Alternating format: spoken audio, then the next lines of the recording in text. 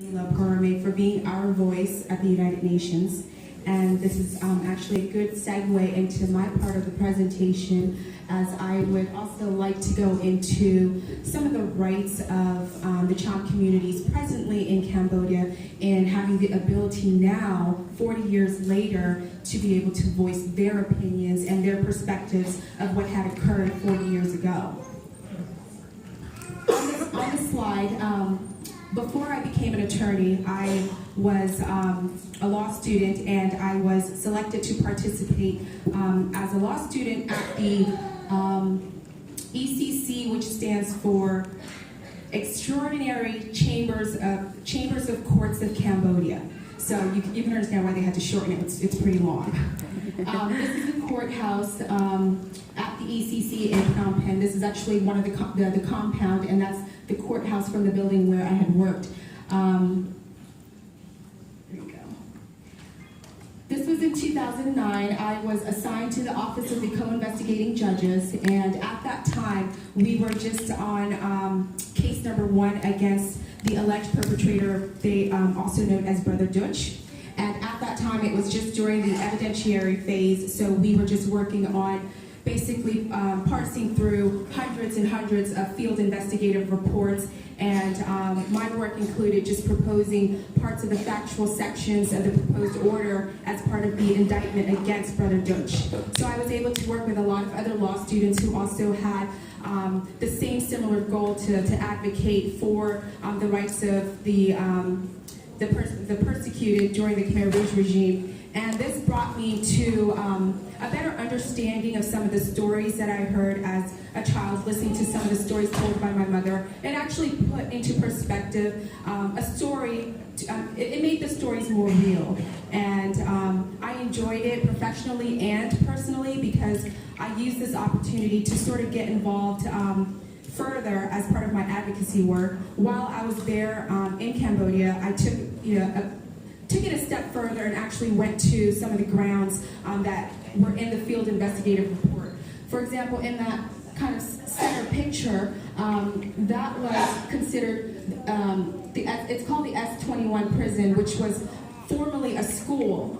They turned it into a torture area, and not that I want to sound like I'm commending the Khmer Rouge regime, but they were very meticulous on documenting how they tortured, who they tortured, and they just had so much records that it made it easier to make a case against the first perpetrator.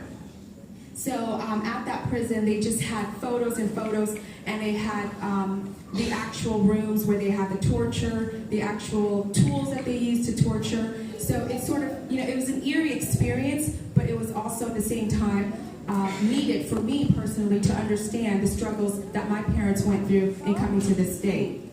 In addition to the prison visit, I also went to the Chung Ek killing fields, which was a massive grave site where they had several different grave sites where they would bury, the people that they tortured, and they had it separated by ages, gender, and just walking through the killing fields.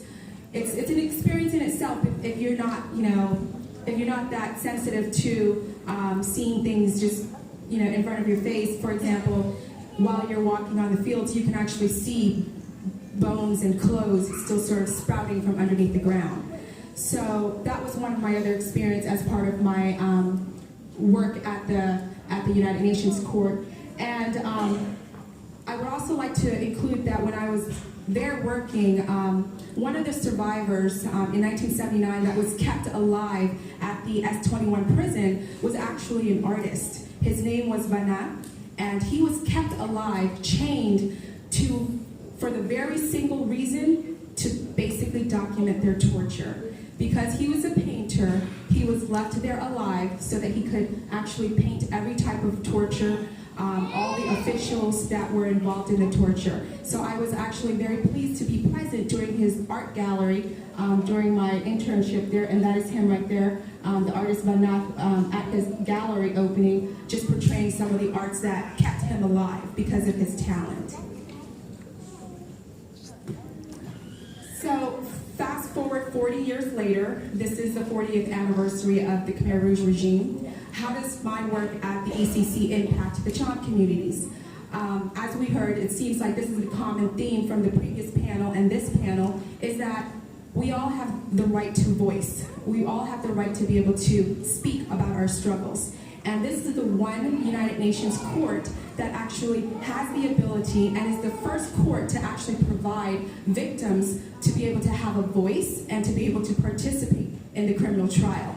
So there's 2 units at the courthouse involved in allowing people to come and be a part of the trial. The Victim Support Service and excuse me, I forgot the other name. It's the civil unit, which allows people to come and be a part of the trial by providing their experience as a witness and be offered reparations. We spoke earlier in the first panel about some reparations going on. Well, currently there are about a dozen reparation projects right now that the ECC has started, and the reparation projects are basically to address and amend some of the situations that have occurred to families that were the result of the persecutions. So this actually gives the opportunity to our Champa communities in all over Cambodia and in Vietnam to actually come forward and actually speak about their experience.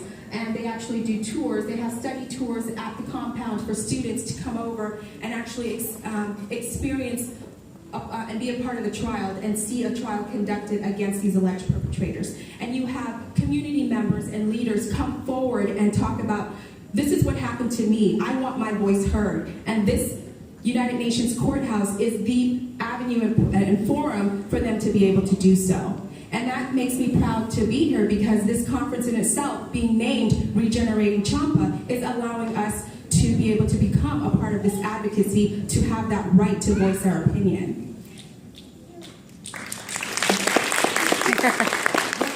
One last thing, I had a really awesome experience in Cambodia during this internship, and I know, I'm looking at the audience, we have people in college and our students of many different fields. You don't have to have an interest in law to participate at this internship. So if you are interested, there is applications that they're accepting right now for an internship program there at the ECC, and the application is coming up. It's June 3rd. So I encourage you, as we're all here encouraging everyone, please get involved. We know that we have our other fellows in Cambodia and in Vietnam who are beating the same drugs that we are. So please get involved.